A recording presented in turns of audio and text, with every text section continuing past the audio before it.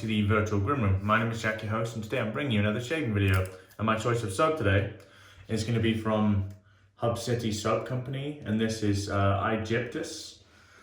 Hub City Soap Company are out of Lubbock, Texas. The owner, I guess it was the brainchild of David Lopez-Cepero.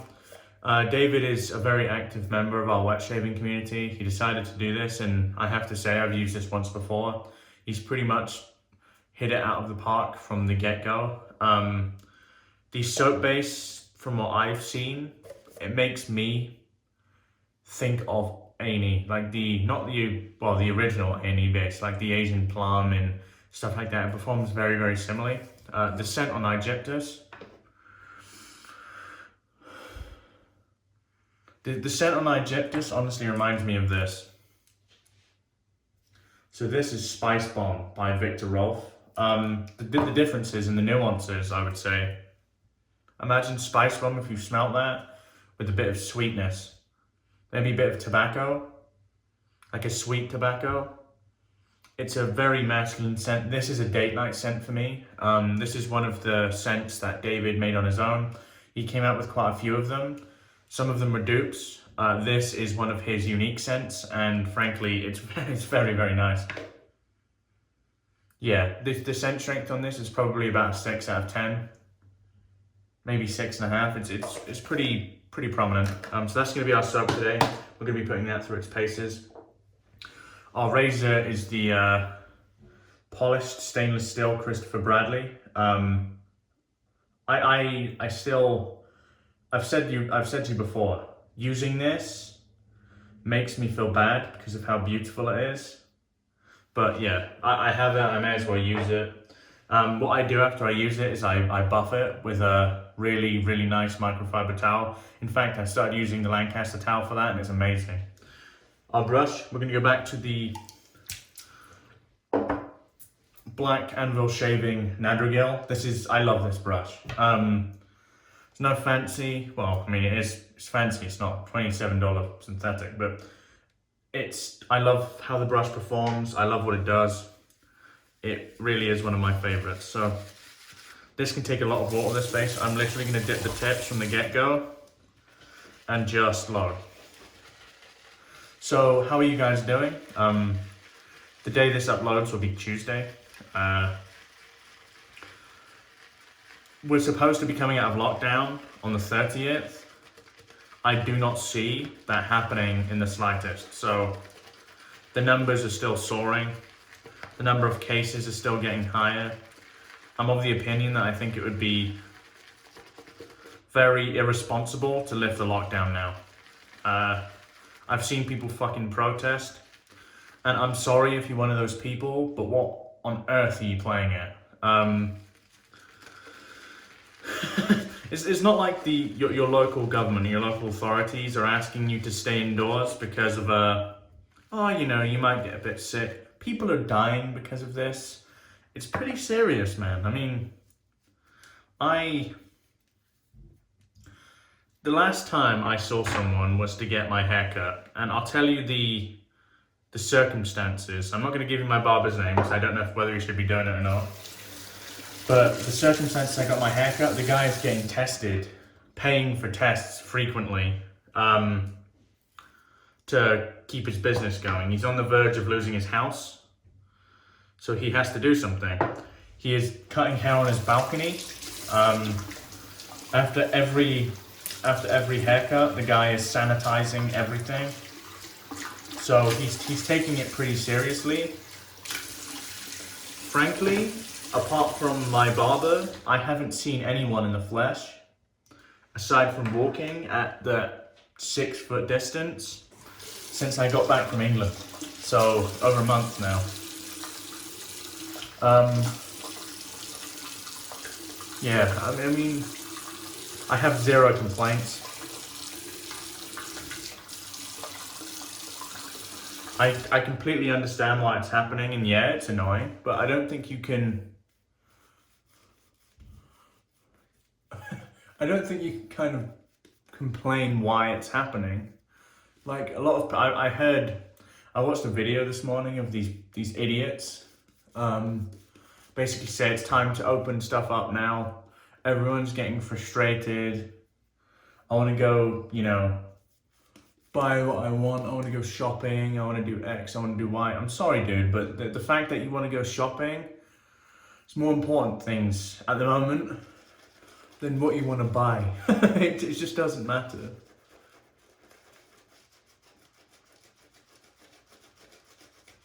I feel these rules or these kind of like guidelines in place aren't to be selfish, they're to keep everyone safe.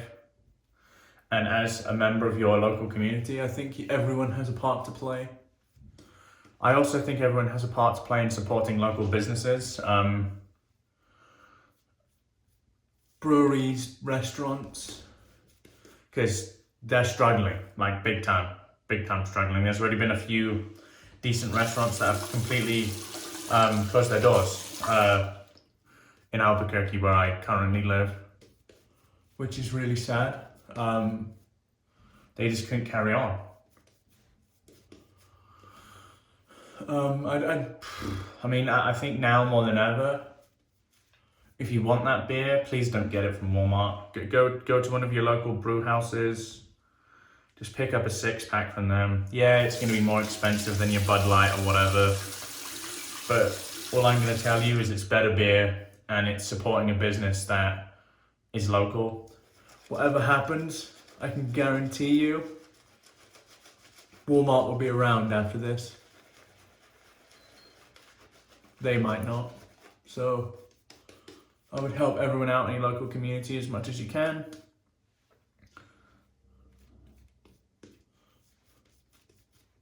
But yeah, I think it's important. Kind of going on to the soap, reminds me very much of Ariane and Evans, just the way it works.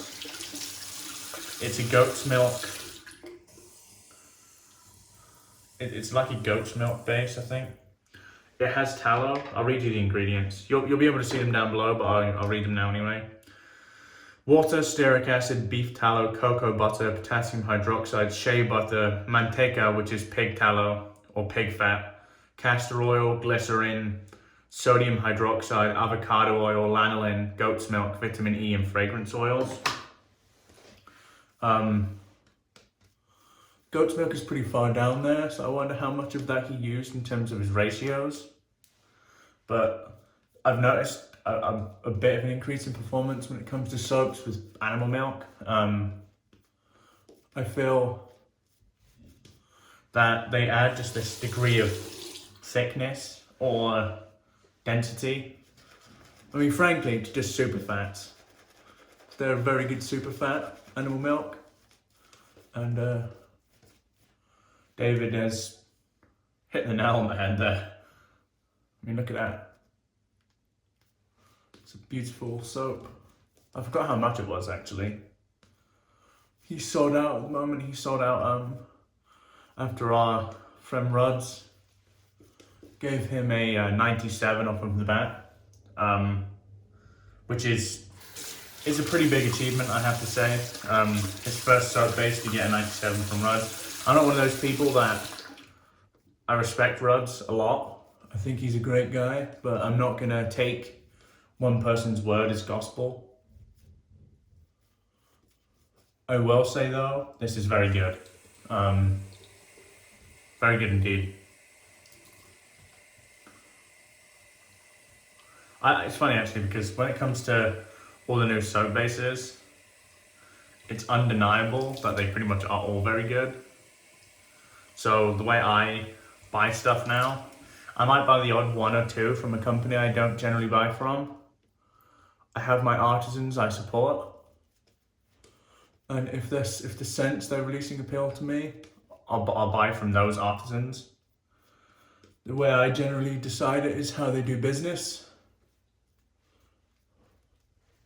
Who they are.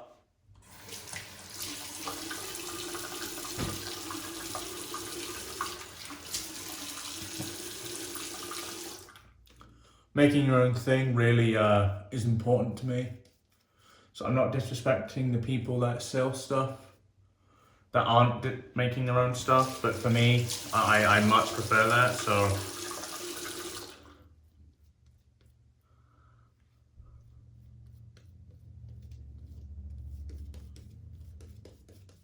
Okay, I think we're good here. Loads of heaps of lather on the brush. Check the consistency here. Okay, I think we're right.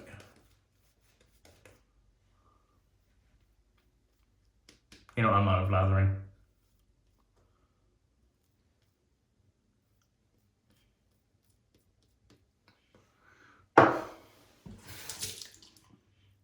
I'll say again, if you're new to these videos, what I just did there, lathering for 8 minutes, is not necessary.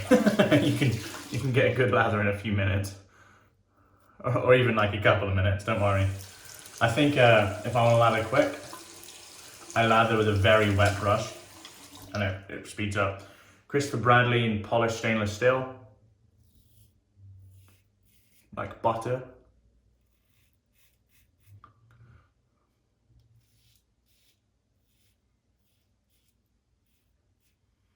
Excellent residual slickness.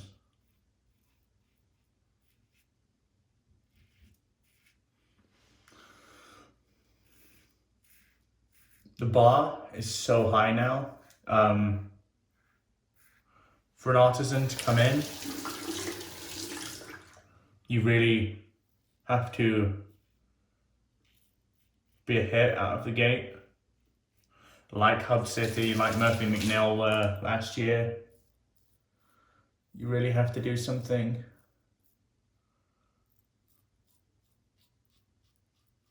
pretty big right off the bat. So if you don't, you're going to fall to the wayside a little bit.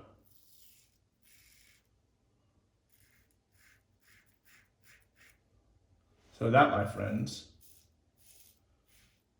is what no blade chatter sounds like. Blade chatter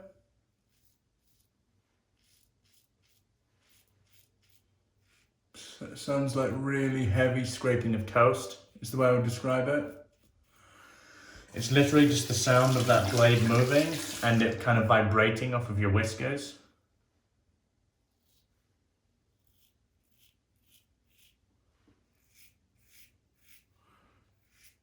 If you hear the swoosh, that's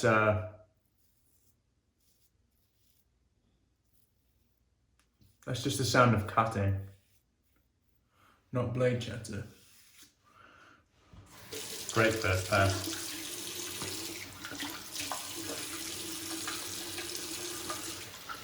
Brilliant slickness.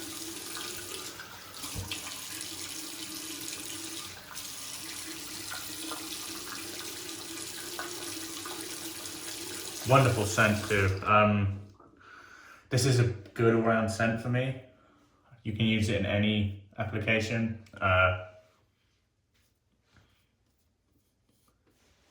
Multi-seasonal too. It'll work whenever. Sunny weather, hot weather. And I say that, I don't follow that rule really hard and fast, but I would say, even if I don't do it mindfully, I don't find myself grabbing really dark scents in the summer, because it's just not something I want to smell in the summer. I'm much more open to dark scents in the winter and late autumn.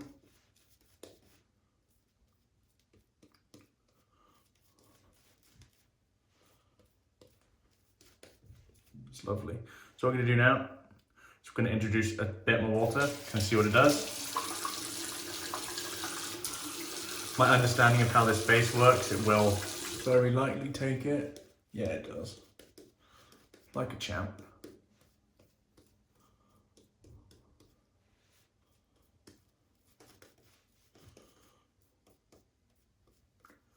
Very nice. I wonder what made him go with pig tallow or pig fat, which is basically tallow, don't you know? Cool. Okay. Let's go cross grain here.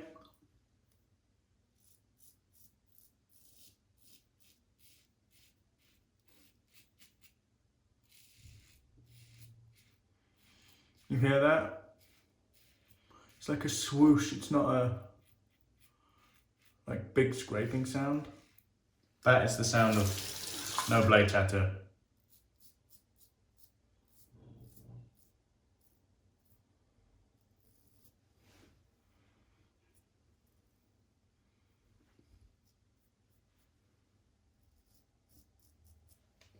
Beautiful. Lovely scent, as I said. Very present.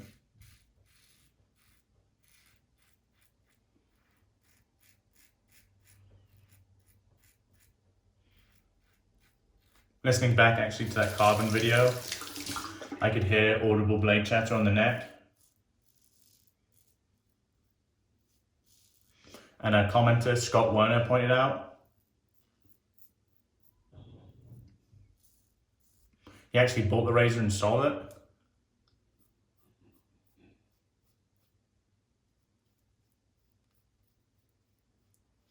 Which, hey man, if it's not for you, all power to you.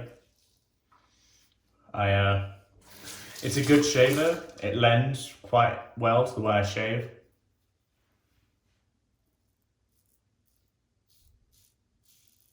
It still has a bit too much blade feel for me, being completely honest.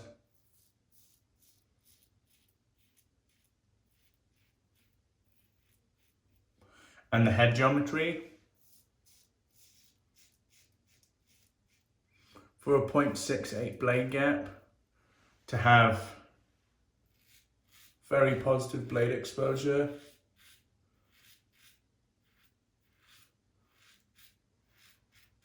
It's kind of odd in terms of a design choice.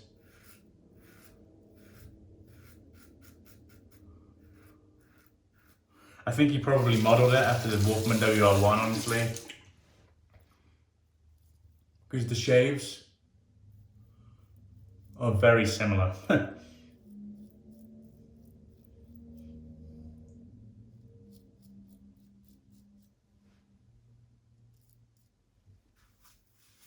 Let's do a little cleanup pass and we'll finish up. Really nice shave. Always under here. And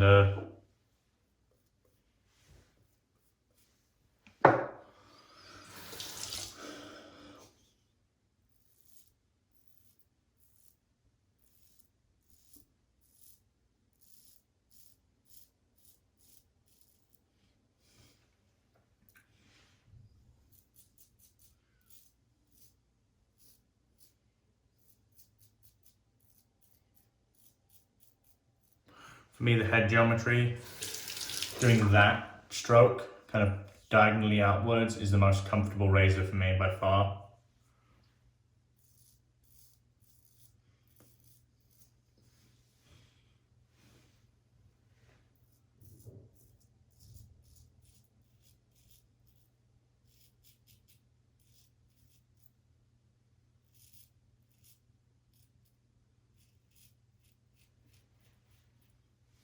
I know when I'm pushing it, so.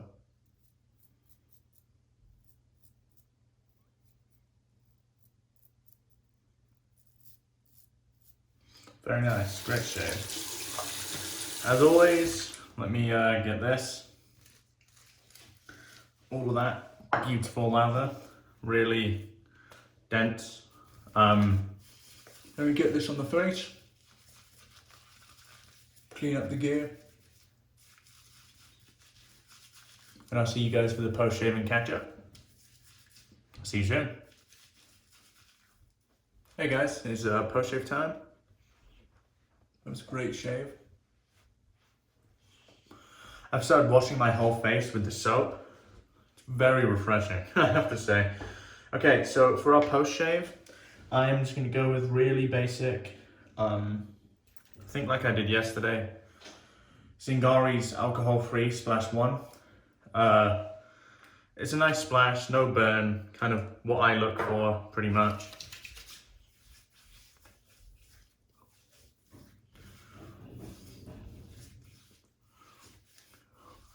Keeps the scent of the soap around.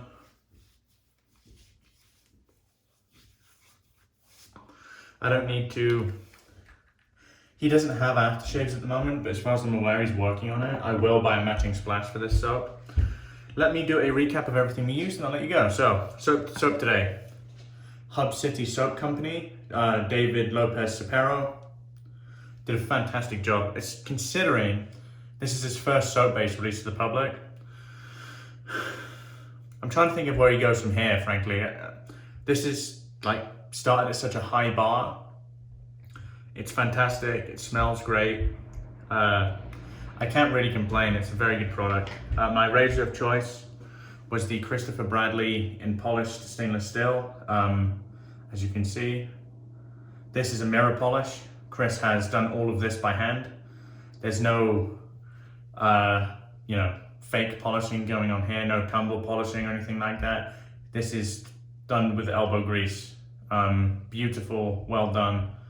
Same grade as Wolfman's polish, so we're not charging 300 for that, we're charging 80 for that, which is completely different. Our brush of choice was the Nadrageel, which has just shed of hair.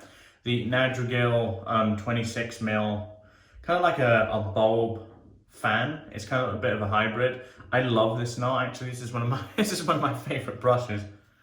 If you watch my 5, 4, 3, 2, 1 video, I said this was one of my favorite brushes, and the way it looks and the way it performs. I love it, I can't complain. Yeah, that was our shave today, guys. Oh, and our post shave was alcohol-free splash 1, which is a Zingari tester. That will come out soon. I imagine. I've been speaking to Heather, obviously, quite frequently, and yeah, it should be coming out soon. So yeah, what to say? Below, Razorburn Podcast, I suggest you check that out. Our last guest was Kerry Burrows of Phoenix and Bow. Very insightful guy, very considered guy as well in the way he speaks. We discussed some really cool topics such as kind of packaging and labeling and wet shaving. Phoenix and Bow, if you don't know, have some remarkable labeling. Pretty deep thought when it comes to the label design, and then quite a unique way of approaching making soap as well. So you'll hear that from him. We also spoke about the regional differences in regards to wet shaving, comparing the UK to the United States or Europe to the United States. It's a very interesting conversation. But yeah, check that out. Link is in the description below. Check out my write-up in the description below as well if you have any other questions regarding soap performance, soap scent. I go into a bit more detail in that write-up. But no, the Hub City, fantastic. I can't really complain. But yeah, my name is Jack, your host from the Virtual Groomer. Wherever you are in the world, have a wonderful day. And goodbye for now.